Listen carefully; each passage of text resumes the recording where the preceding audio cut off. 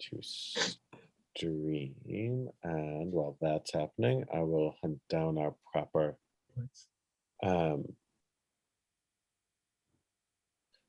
spot on Svaria. We are where are we at? By way, it's the waning. It's a waning hour of Yom Ha'atzmaut here in the Eastern time zone.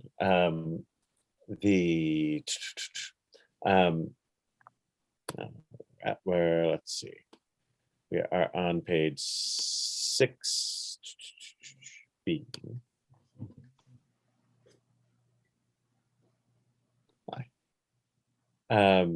We're on page 6b in Talmud Brachot, and let me make sure that we find exactly where we are. Last time we, well, before we look at it, we can even remember what we did. We said the bracha before we even recount what we did. The bracha for Torah study is Baruch atah Eloheinu melech haolam asher ekshanu v'tzivanu v'tzivanu la'asok b'divrei Torah. And the so 6b looks like towards the top. Yeah, paragraph 2 on page 6b, Vav Amud Bet. Just a few words in, as it were, in the Hebrew, is where we're going to start out. Stop sharing that. And if you want to hunt it down, the link is there in the chat for you. And last time we talked about God's tefillin.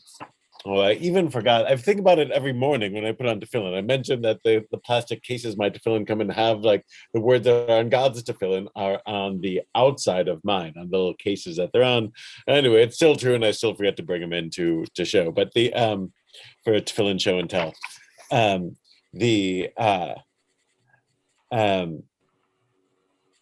so this. We've gone through a number of different things. This is when I said at the beginning of the year, let's just do this as like a little review, because today in Talmud Brachot, which is supposed to be all about blessings, we're going to actually talk about blessings in synagogue conduct. But you who have hung around this long now know the truth of, like, when I said the Talmud sort of is this discursive stream of consciousness style, and you hit everything. Even in the recent weeks, we've done, so we did God's tefillin last week. Before that, we had demons showing up at the Kala, at the conventions that they would have. And before that, we had sort of this numbers thing of, like, when you, of what happens, that God dwells with 10 people when they come together to pray. And we had this long section on theodicy, on why bad things happen to good people, and, like, then they sort of undermine themselves at the end of it. Like, it really goes in all sorts of different directions, and you never quite know what's coming. This is just the style of it. It seems to be, I mean, we don't know, but it seems to be deliberately designed to defy an index, or to defy easy, somebody who just, if we want to know something now, we just search the words, right? We just search the term, and we can learn, like, just that thing. In the old days, you had to, like, look in the index and find that it was on page 651, but you had to read really most of page 651 to, like, get to the thing you wanted to know.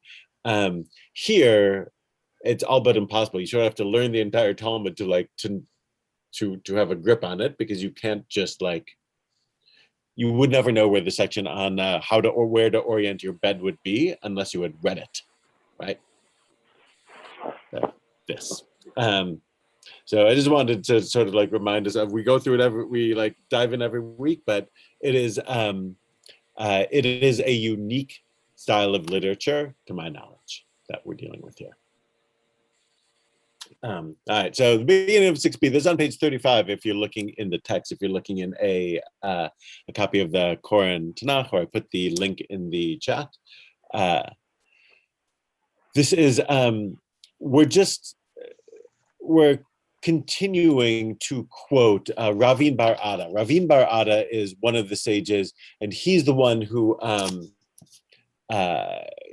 we had quoted him a couple of times He's the one who like sort of set us off on the it was a quote of his that set us off on the 10, when there are 10 in the synagogue, that God's with them. So the editor is just going back to him, and the editor is putting in quotes that Ravin Bar Ada said about synagogues. And that seems to be his topic. And every so often we'll sort of like, we'll diverge from that. But like where the editor is at, who the editor, by the way, we call the stam in yeshiva world, you call it the stam of the Gemara. Like the stam is like literally stam in modern Hebrew means just, like just this or just that or just me alone here. But the stam of the Gemara is like the anonymous organizing voice. So he is putting quotes on Ravin Bar Ravada about synagogues, and that's what he's trying to get out here. So this is the next one in that line, top of page 35, the second paragraph on 6b. If you're looking at the Sfaria, it says, Amar Ravin Barada, Amar Rabbi Yitzchak. Ravin Barada says that Rabbi Yitzchak said, Kol orgil lavo leveta knesset, v'lo ba yom echad hakadosh baruch hu mashil bo. Shnatmar mi bechem yirei Adonai shmo b'kol avto asher alach haskem ve'ein nogala. So he says that if somebody comes to the shul regularly, somebody's regular at shul and misses a day, doesn't come one day, Kadosh Baruch Hu, the Holy One, blessed be God, asks about him. As it says, who among you fears the Lord? Who hears the voice of his servant? Though he walks in darkness and have no light, let him trust in the name of the Lord and rely on his God. A quote from Isaiah. In other words, he says this line about where Isaiah says, who fears the Lord, you can rely upon your God, is what's one way we know somebody is God-fearing? Well, they show up at shul regularly.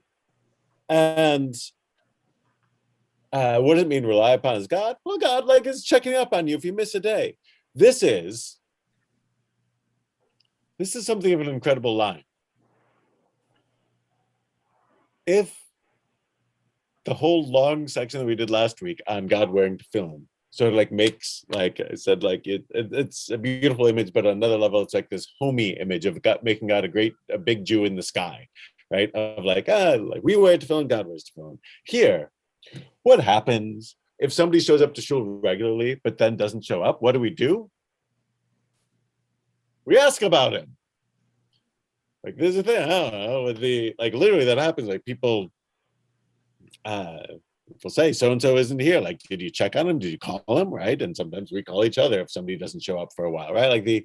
This is saying that God does that. If you show up to shul, if you show up to shul regularly and suddenly miss a day, God is as it were that guy being hey, where's Bob this week? Did he go to Florida? Is Phil still in town? Is he all right? Are you sure? Did somebody call?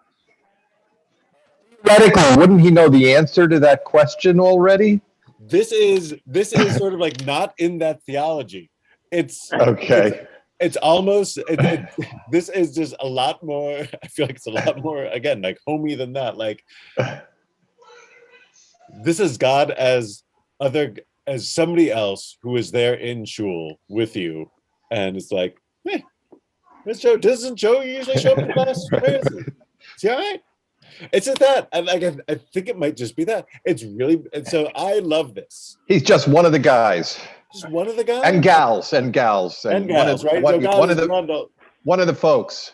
One of the folks. So I'm sort of I'm going to try not to miss Minion anymore. I mean, I don't think that that's far from what they're trying to say.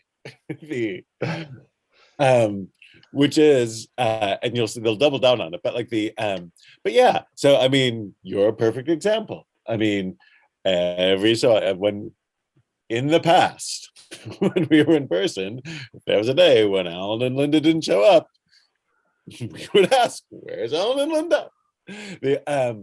So this is God is that, and it's just sort of God is a minion regular. God cares, and it's a caring not in some global all people are important and all people are my creation way. It's a very personal. Eh, doesn't Phil usually show up on Shabbos morning? He's usually here early, right? It's that. It's that. So and obviously the message is if somebody's regular at shul and they're not there, we're supposed to call. It's where's like when you call saying I didn't see you this morning, it's literally imitato Dei. That is imitating God. The so this, and they give a like the light print in the Quran will give like sort of a slightly different take on it, but I really think that this is God as caring member of the minyan. And I'm sort of using actually the gendered language because I think that's kind of how it's imagined. That obviously the minyan was a male space, and I think the image here is somewhat of God as one of the guys. Again, for whatever theological problems we might have with that now, I think that might be what's going on, and we can translate that into our own idiom, but it's something like that. And for me, at least, really lovely. God's one of the guys who shows up. Minyan cares about all of us. Imra Gil, or Im Davar Mitzvah, okay. Im Davar Harishut Allah, Ein Nogi Allah. Well, now we're going to qualify this. If it was for mitzvah that he went, i.e., that he wasn't there at minyan, then there's this is sort of like pulling on it. Like it's I think the sense of it is God's asking for him or not asking for him, but like here they're drashing on the full quote from Isaiah from the previous one, the full quote that he was using for how do we know God asked for you. Is who among you fears the Lord? Who hears the voice of his servant? To hear the voice of his servant means that you're going to shul to hear the voice of his servant. Like that's part of the link. Though he walks in darkness and has no light, let him trust in the name of the Lord and rely upon his God. In other words, God asks, who among you fears the Lord, yet did not come to hear the voice of his servant? The prayer leader, the Shilach Sibor, whoever's leading the davening, who engages in service of God, he went out before dawn and walks in darkness before prayer. Who's walking in darkness? The guy who gets up. Minyan's at 6:45. It's early. You have to walk in darkness to get there. So, if you're going for a mitzvah, i.e., to hear davening, then there is light for you. He hears the voice of a servant, though he walks in darkness and has no light, let him trust in the name of God. But if you aren't going for a mitzvah, then you don't get light.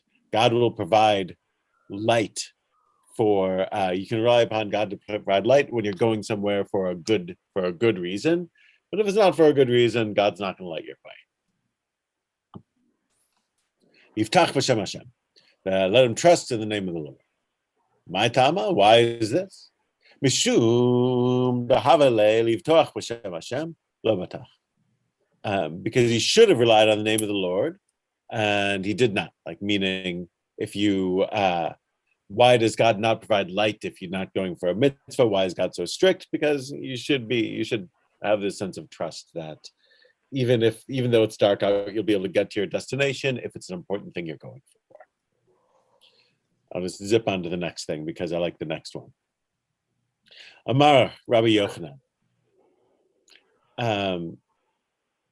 Rabbi Yochanan says, "B'sha'asha Kadosh Baruch Hu ba b'veit knesset v'lo matzah ba asara miyad hu koes shenemar madua abati ve'enish karati ve'enoneh."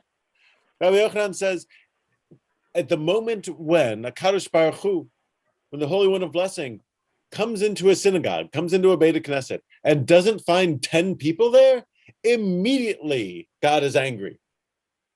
As it says in Isaiah, why, when I came, was there no one there? Why, when I called, was there no answer? And so they read that verse from Isaiah. It's actually the next verse in Isaiah, same chapter as the one quoted earlier this evening. Why, when I came, was there no one there? Is God coming to shul and not finding a minyan. and he's angry. Why, when I called, was there no one to answer? In other words, like God is calling to us. We always think of prayer as we're talking to God. Here, God is saying, no, no, no, no, no. I'm asking you to say these things to me. It's supposed to be a dialogue. I'm here waiting for you to talk, and you're you're not there coming to talk to me. I'm calling and there is no answer. I'm calling, meaning God is saying, I'm here waiting for the minion, but there's no answer because there's no minion. I'll pause here. This also is an incredible piece.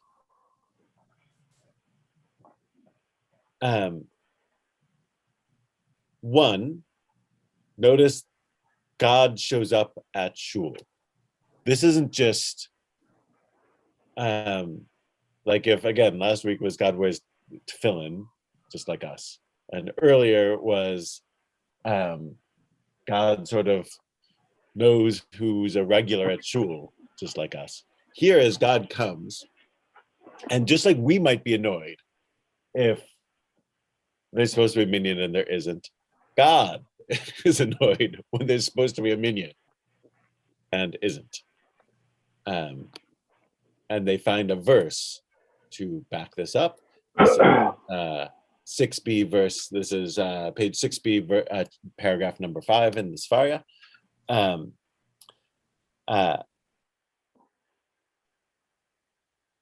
it has a sense of not only is God there waiting for us, but God is calling out, waiting for us to respond, and is angry when we don't hold up our end of the bargain. If you want, so earlier when Alan said, I'll be sure to show up to Minion from now on, like if you thought the earlier reason was a minion, here literally God is one of the people sitting there being like, where's Halpern? Right? And so like, I mean, it's just like anyone, like we're supposed to have a minion and God is waiting there for us and is annoyed when we don't produce it. Incredible line.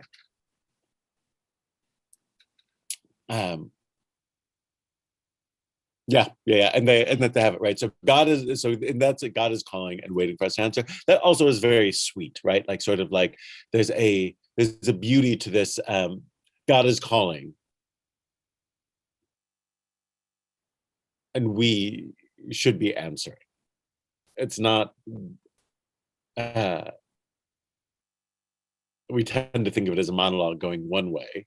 And this is saying we have it backward. It's a monologue going the other way. Great. I feel like I should circle this one. Such a great line.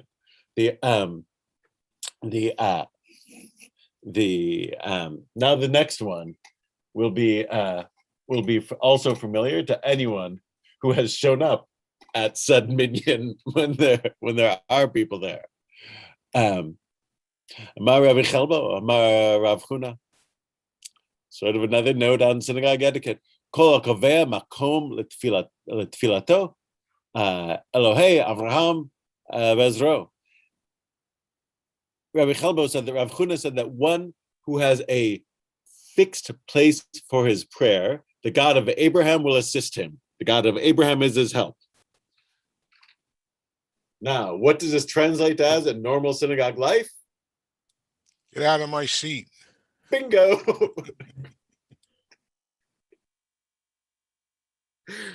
For better or for worse,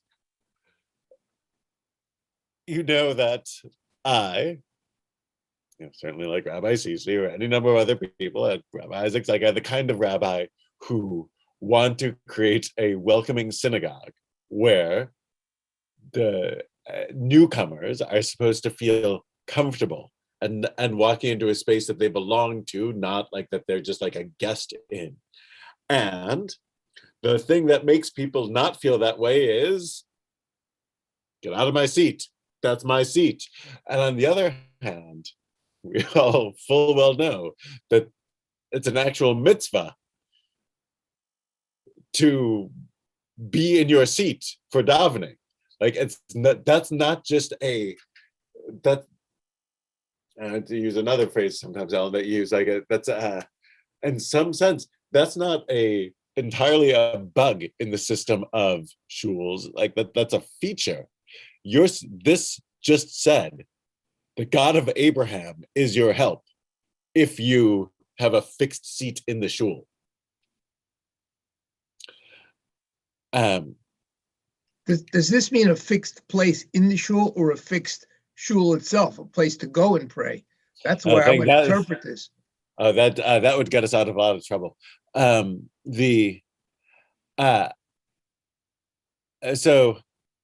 a little bit like God forbid you join a different congregation, I guess. Right, there's that too. Definitely,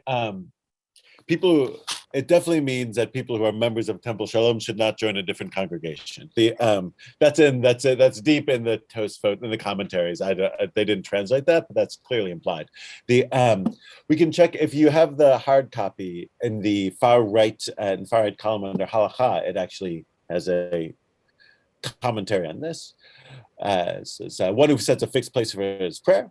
One should establish a permanent place where he always prays. If he prays in a synagogue, it should always be the same synagogue. Don't shul hop. That seems to be, they're reading that as. Even within the synagogue, he should establish a permanent place where he prays. And that one that's my seat. Now, it's a whole different thing by the way. Even if you have a normal seat, it's not at all clear that whenever you walk up to somebody and say, that's my seat, that other person's reaction is usually... excuse me. It depends. If it's a regular, I'll say, okay. Take a hike.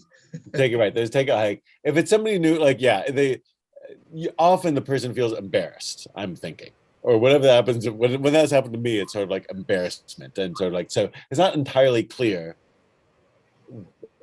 You're also forbidden from embarrassing somebody, meaning that also is in the Talmud. It's an aver, it's an absolute sin to embarrass somebody. So, Rabbi. Yeah, go ahead. Rabbi, a number of years ago, we were in Frankfurt, Germany, and we went to shul. Now, of course, there's the women's section upstairs, and my friend and I went up there, and it was practically empty. And all of a sudden, someone came over, tapped us on the shoulder, and excuse me, it's my seat. We got up and left to another seat. Right. Yep. Right. So that happens if you go to shuls, you have some experience of somebody saying of that experience of somebody tapping on the shoulder saying you're in my seat. It's not so. The colloquial term for this is makom kavua, a fixed place.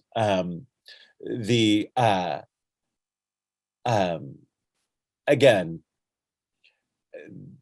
it's usually better, or the better part of valor is to not embarrass somebody, because the goal is that everyone has access to this and that they should feel comfortable, especially if they're in an unfamiliar place. You're supposed to like try and make them more comfortable. They already feel out of place, so don't make them feel even more out of place.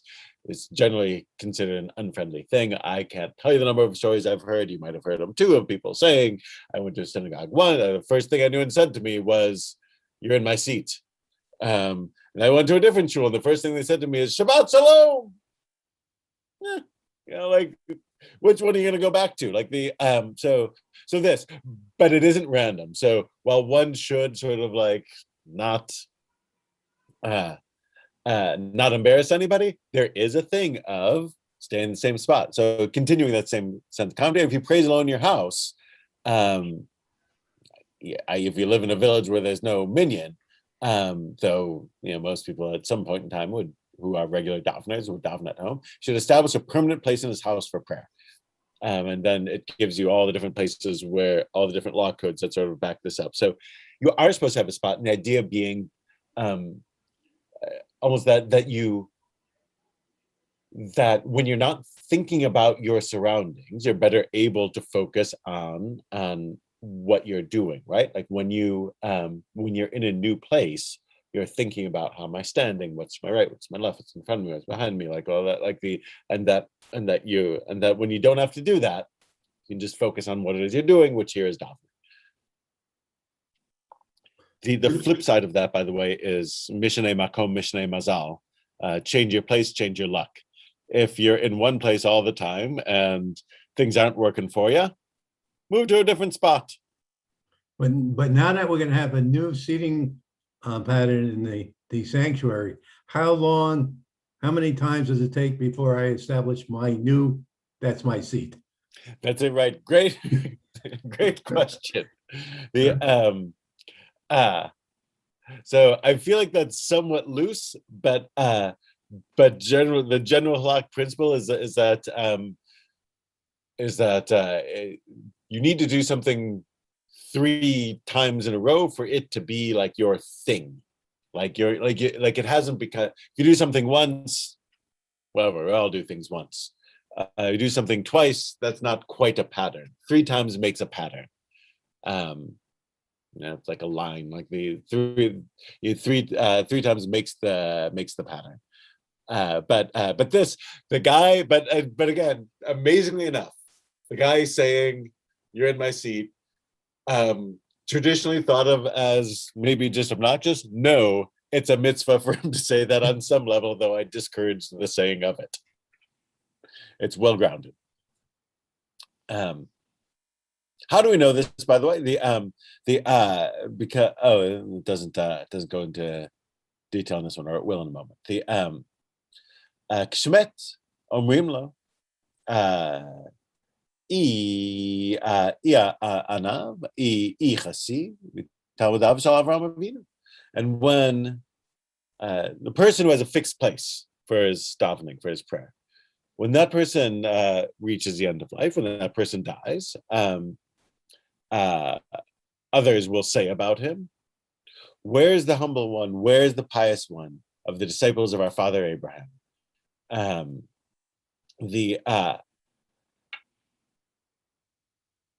this seems to be something along the lines of, this of course is in fact true if somebody has a fixed spot. When that person dies, people look at that spot and say, you know who used to sit there? Chaim Yankel used to sit there. Rabbi, I thought this paragraph might have been heading in a different direction when he said, when he dies, those who eulogize one who set for fixed, he had the fixed spot. Question is then, what happens to the fixed spot? Okay. And along the same lines as Alan was mentioning a little while ago, how long, instead of how many times does it take to get a spot, how long does that spot, how long does it take for that spot to become open? I would say like a little while, meaning a little while. It's not like retiring a number in sports or something like that. Like, right. Those sorts of things are like, the way that works. I feel like informal, like the way that works is that the regulars aren't going to move it. Like nobody's going to like move into that spot. Right. Everybody else has their own spot. But somebody new eventually is going to come in, ideally, and take that spot. And like sort of like that's okay, me that because you're not retiring the number, you're not retiring the seat, right? And that's supposed to be the way it works. Like this by the way is especially true on the high holidays. Again, now we've sort of jumbled things somewhat, and this place has it's technically open seating, though again there's no shortage at Temple Shalom of that's my spot on the high holidays. But I do look out, and I do know where people tend to be, and I do see the spots of people who were here in past years and aren't here this year, and think about them, right? From my point on the bima. And this was certainly in Hamilton, last shul I was in, there were assigned seats. So like I definitely knew where people were after 9 years. And there's a life cycle. And I see where there are new people and where there are people who are no longer with us. And that's definitely the case with seats in shul and sort of like a sense of who's here and who's not and why they're not here. So that I absolutely am up there on the bima looking out, doing that, especially on the high holidays. And week to week, it's a different thing because, whatever, Bob might be in Florida, but like high holidays is a different thing. Yeah. So yeah, it's thought of as a nice thing to have a fixed spot in shul. So again, don't be obnoxious about it. I want to bring up something though. As far as if someone is sitting in your seat and you go up and challenge that, you always have to remember, at least I learned, that it's a very terrible thing to embarrass somebody. It's as if you had killed them. Exactly. That's exactly right. So in that spot in the Talmud, in Bava Metzia, where it says don't embarrass somebody, it says one who embarrasses somebody else in public is as if they shed blood. And among the things that can happen to people upon embarrassment is either their face turns red, in which case it's like you're bringing up the blood, and so that's sort of like the shed blood metaphor that they're going with. Like they're punning on the fact that there's blood, as it were, coming up, and shed blood as like you said, as bad as you murdered them, or their face might turn white, as it were. Somebody goes pale, like, depending on who they are, like they could turn pale upon being embarrassed, in which case, like again, you drain the blood from them, again pulling on this shed blood metaphor. It's like you killed them. So that's absolutely the case. If you embarrass somebody in public, it's as if you shed blood. So that's absolutely the case. And that's why I emphasize, like, it is a thing to have a spot, but it's worth not embarrassing somebody over. Yes, yeah, in line with as we find frequently in the Torah, right? We should treat this stranger with kindness because we were strangers in Egypt. Like that sensibility is with us all the time. At some point in time, we were the new people in the synagogue, and didn't want to be embarrassed. Didn't want to be told that we were in the wrong spot. Quite the opposite. We want to be told we're in the right spot. So, by the way, how do we know that?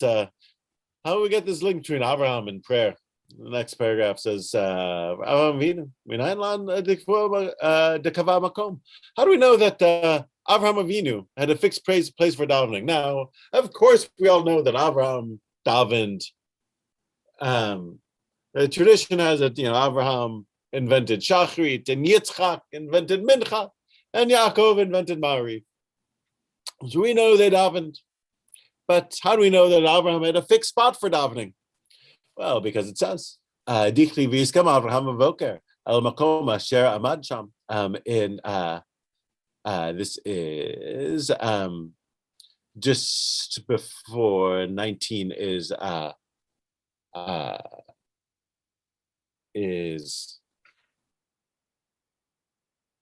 Genesis 19. This is just before for his circumcision, when he has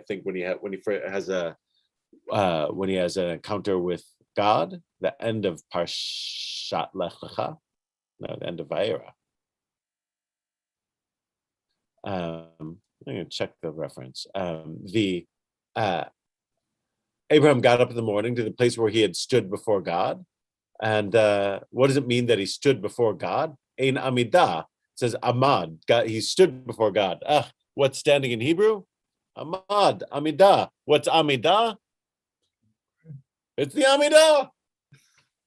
If it says Abraham stood before God, if we're Amidaing before God, then we're praying. Like, this is what it is. That's how we know that Abraham was doing it. I want to quick check can't believe it slipped my mind the exact reference. That's 9:17. This is this is stone. When Abraham is standing before the Lord. So this is a great bit. The line that they're quoting from here is after the destruction of Sodom and Amorah. Look at verse 26. Is Lot's life will look back and thereupon turned into a pillar of salt. Next morning, Abraham got up early to the place where he had stood before the Lord. Like, so he goes back to where he had encountered with God, and he's standing there early in the morning. So there, so Avram obviously didn't get up without davening. So like they're saying that if he's standing before God, that means that he has a spot. Why did he rush back to this other place? Their implication must be he rushed back to this other place because that was his place to talk with God. Otherwise, why would he rush back to the place that was to like a random spot? He must be going to that place because this is his fixed spot for talking to God. Not what you'd think when you're reading it, initially, but that's how they read it. And standing means praying, as we know. And they quote Psalm 106, and Pinchas stood and prayed. Standing, praying, these are linked. Next shul etiquette point. Amar Rabbi Chelbo, Amar Rav Huna. Hayotze mivet hakneset al yafsia psia gasa.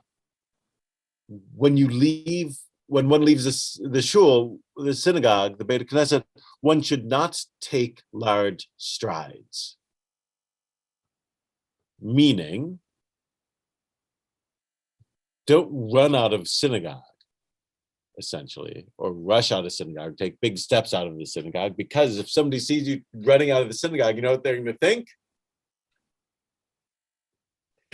Look how happy that guy is to leave synagogue. The guy running out of synagogue, can't leave there fast enough. Don't I know the feeling, right? Like that. So this seems to be what he's saying. Don't leave in a way that creates an impression that you're eager to leave. I know. Maybe the person's running out of synagogue because he was anxious to be in synagogue, squeezed it into his schedule, and now has to run out to make it to his next appointment. He was only there because he loved it so much. They're not living in that world. So I think maybe the easiest way to read it is maybe less big steps, giant steps, but and more in the sense of don't look like you're anxious to leave. Amar Abaye adds on to this, says, Lomran Eila le mefak aval me'il mitzvah merchat shene'amar Abaye says, what does this mean? It's a later sage explaining the earlier sage statement, and it's being put together. This is only talked to leaving the shul, but coming, then you should rush, because it should look like you are eagerly want to know God. So rush into the synagogue because people will be like, look how much he loves God. It must be great things going on in shul because he's rushing in, but don't rush out. Rabbi? Yep. Is that where we get the minhag of taking the shortest route when you get an aliyah and the longer route off the bima when you're done? It is similar. That's stated independently, meaning that is like there's an independent teaching of specifically that, but it's the same thing. You see, it's the same spirit. Is that? And I thought of the same thing because I know Alan and Linda would are aware of this and say come up this way, leave that way, like that. And that in fact is the case. I mean, now we sort of upset things with COVID procedures, but you are supposed to go up, if you're called for Aliyah, go up the quickest route and leave the long way, for exactly this reason. So yes, Phyllis, it's the same thing. Great bit. And this is obviously these things which maybe in the original were to sort of just general statements of how you go about life, which is be happy in going and be reluctant in leaving. Don't act like you're happy to leave somebody's presence, bless God, and act like you're happy to greet them, especially God. And then they get codified into halakha, right, where it's just sort of it's becomes actual than like written law of like, don't take big steps leaving the synagogue. When maybe the original was like, don't act like you're happy to leave.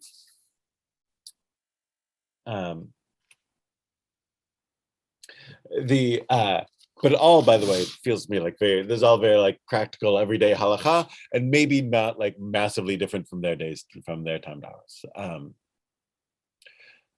Amar Rabbi Zera. Rabbi Zera says, "Miresh ave azena luhu rabana deka rachte leparka b'shabata amrina kama chalin rabanan shabata." Rabbi Zera said, at first when I saw the sages, the rabbis running to hear a lecture on Shabbat, I thought, those rabbis are desecrating Shabbat. Like they're sort of putting forth all of this effort on Shabbat. It's like they think that their sort of like running late is more important than not pushing yourself on Shabbat. So he's saying, I looked at my colleagues or my teachers and thought that they were desecrating Shabbat. He says, Kevan, but really along the way then, Rabbi Tanchum, Rabbi Shua ben Levi says, but then along the way, I heard a teaching from Rabbi Tanchum, who said that Rabbi Shua ben Levi said, Le'olam yirchatz adam levar halacha ve'efilu b'Shabbat. Says, but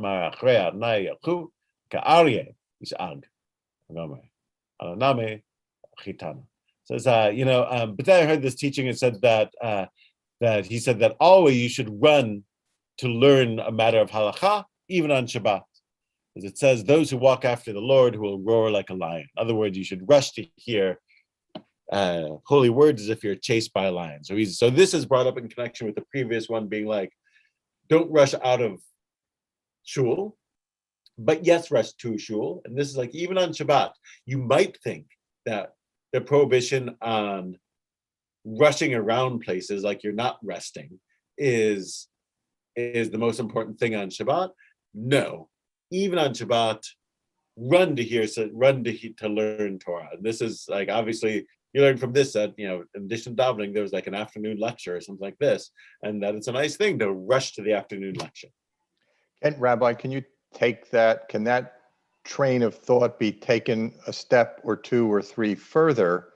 In other words, well, back in the day, well, I can run there and get there faster than walking. What about if I take my horse or hook my oxen up to a cart that runs faster than I can? Can I do that and get there even faster? Or in today's times, can I hop in my car and get there a whole lot faster than if I run there? So can you extend that line of reasoning to things that are perhaps even more prohibited on Shabbat? They wouldn't. They wouldn't. They wouldn't, which is to say, the difference between walking and running, or walking and speed walking or things like this, is a comparatively gentle difference. The difference between running and riding a horse is a significant difference. So one is that. Or a bicycle. Same thing, yeah. For the horse has its own prohibition, which, I mean, they're sort of two. The actual stated one is is sort of like the less believable one. The state, like the main prohibition on riding a horse, seems to be that the horse will go slow. You're going to break a stick off of a tree and hit the side of the horse as a switch to create a switch to get it to go, and you can't break a branch. And the fact that you're likely to break a branch to create a switch to get the horse to go the speed you want it to go is why it's prohibited to ride a horse. that's like the main reason. Though the real reason might be on a horse, it's easy to go outside of the Shabbat boundary. You're supposed to stay within sort of a certain radius on Shabbat that is sort of hard to walk out of unless you really try. But on a horse, it's sort of like easy to go out of that boundary. That might be the actual reason, is to like stay in you, to be in your place, as it were, on Shabbat, even if that's a pretty big radius. And then the real reason might be that the rabbis felt that riding a horse, this isn't Shabbostic. Shabbat's not about riding horses. Shabbat's about, Even if it's getting you to, even if it's getting there faster. even if it's getting there faster. Even if it's getting there faster, yeah. Even if it's getting there faster, and they would certainly say the same for cars. In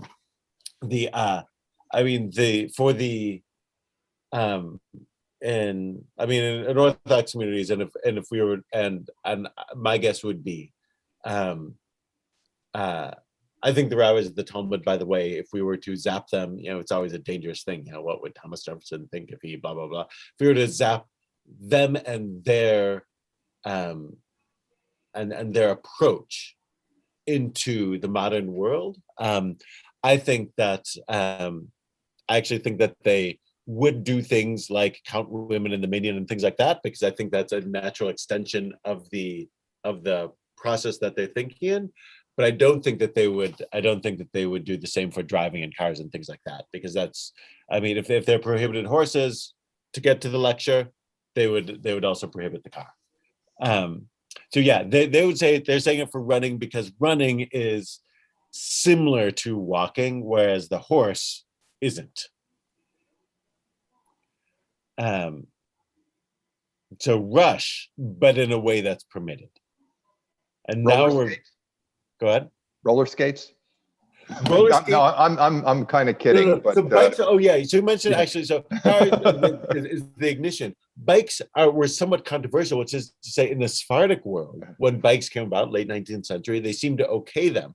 Ashkenazim tended not to. And it seems maybe that it's not Shabbostic, but also they say, well, the chain's going to break and you're going to fix it, and you can't fix it on Shabbat. But in like Baghdad, we know that the great rabbis were like, oh yeah, bike, fine, that seems to be all right. Eventually the Ashkenazi approach sort of like overwhelmed everything else. But nowadays, sort of like, like bikes are better made in 2020 than 2021 than they were in 1910. So it's not quite clear that you have to fix it would still be relevant. Bikes are probably kosher. Roller skates all the more so probably kosher. Because you're not going to fix it. Everything is like sorry to interrupt. It seems like everything is like worst case scenario. We're Jews, frankly, so everything is worst case scenario. Right. Right. Yeah, and you see that, and that's going like, I'm going to break a branch to create a switch for my horse. The bikes is going to break. Again, modern bikes aren't going to break, or it's comparatively unlikely that it's going to break. So yeah, I think bikes fine for that reason. Rabbi, though, the logic is the same when they talk about not being able to play a guitar on Shabbat because a string could break. It's right. It's all this kind of that logic. Right, yeah, and that when we talk about music, it may be the case that they're not talking about that the string could break. They might have been talking about the neck of the guitar could break. Because again, that one, Rabbi Sisi and I talked, like there's a Tosfot where it's like, we don't know how to change it anymore, to fix instruments anymore. It's like, well, everyone who plays a guitar knows how to change the string. So it can't be that. Yeah, so exactly, that. Or all the more so for a piano, right? Like, even if the piano breaks, nobody in the room knows how to fix it. That's literally a profession. So yeah. But the horse, isn't there a prohibition on making an animal, hooking up an animal, making him work on Shabbat? Yeah. That's That's its own prohibition, right? That even your animals, that's in the 10 Commandments that say in Deuteronomy, don't make your animal work on Shabbat. So all of the Kal V'chomer, that's a Torah one. The here, by the way, now that this is super stream of consciousness-y, we got from when you're in shul, have a fixed place, to when you're in shul, don't act like you're anxious to leave. To, once I saw rabbis running on Shabbat, and I thought that was a desecration of Shabbat, but really it's proper to run to a lecture. And now, Rabbi Zera, who's made the above statement, it goes one further. Amar Rabbi Zera, Idna tafarka achata. The reward for the lecture is running, or is for running. Now, it's sort of important to know that in the Aramaic, it's really, really terse. They sort of trying to fill it out in English, but it's almost like the reward for the lecture is for the running, which seems to say, this actually takes a long time to unpack if you're just reading it right through. There's a reward, as it were. You get mitzvah points in the colloquialism for going to a lecture of Torah. But he's saying that the reward is for the running. Maybe meaning something like, anyone goes to the lecture. You go, you people learn stuff because they learn stuff. That's what we do. The reward that you don't get any special points for going and learning. That's expected. The reward is for running to the lecture. The reward is for the running.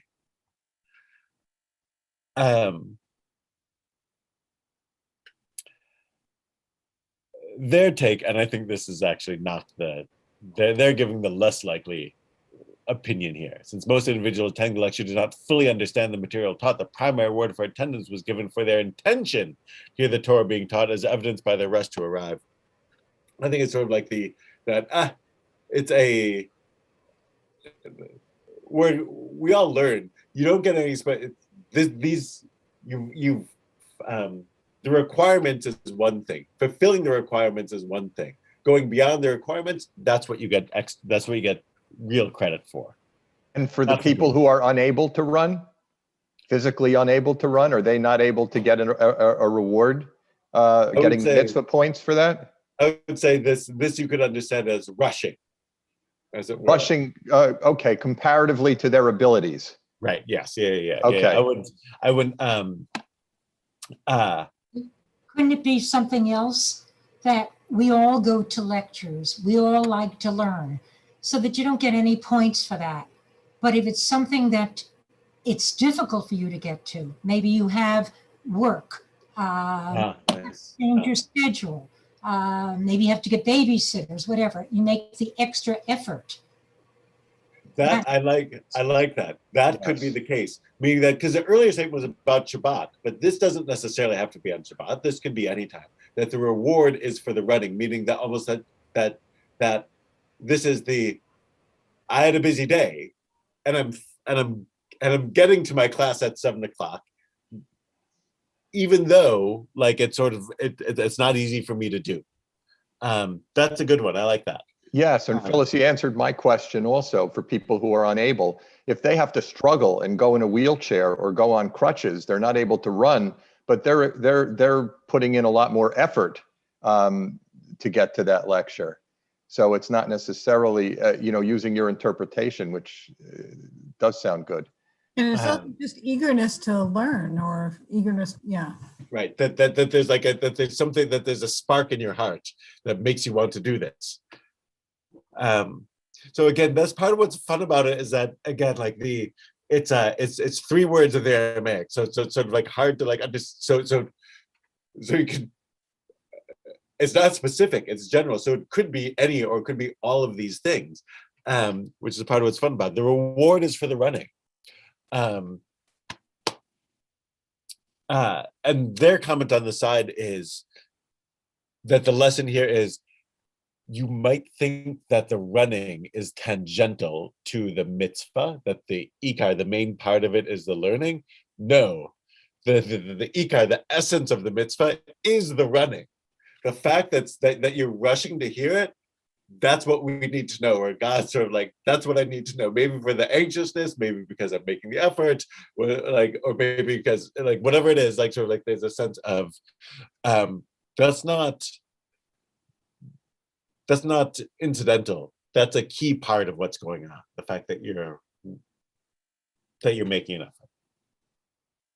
Amar Bai, and now we're going the line of guys saying quick statements, usually 3 words of the reward for X is Y. We're just going to go in a line of them.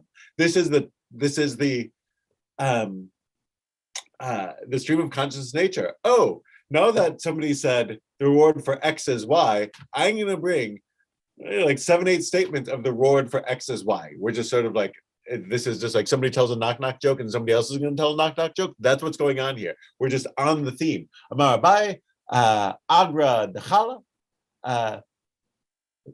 Ducha, Aramaic is a tongue twist weird. Duhaka, the reward for the Kala is crowding, meaning seemingly the Kala, again, the weekend at Camp Zeke, the Kala, the convention that they had, the reward is for the crowding, which seems to be the crowding in the rooms was unpleasant. There wasn't a fire marshal in ancient Babylon. So the crowding in the rooms was unpleasant. So the fact that you went, there are a few ways of reading this, and like endured the crowding, the fact that you made the effort, that's what got you the reward. Not for going to the, to the convention, but for the fact that you endured the crowd, maybe. They threw out the idea that due to the large crowd, study was difficult, so the primary reward was given for the effort to hear and understand some part of the lecture, right? Like the fact that you know that it's not ideal and still you made the effort to go. That's what we want to know. Your reward is for that. The reward for the kala is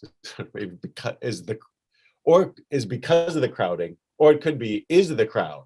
Like maybe the reward is the crowd, that like being in this press of humanity is, like sort of like the excitement of being at a big festival or whatever it might be, is maybe that there are a number of different ways to read it.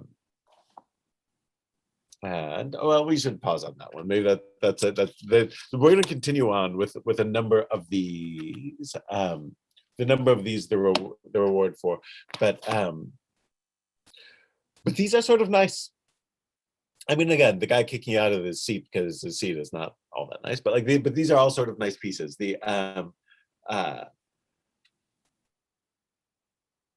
And this is sort of like where it does feel like it's just sort of like a wisdom collection or something like that. And also like it's Judaism has a default on prizing great scholars. And some of these are sort of nice in that it's not just your scholarship, but like it's, but the effort you put forth says good things about you, no matter where you end up. All right. So 10 o'clock, we will pause there for the evening. I also want to throw in, it is comparatively likely that that in 2 weeks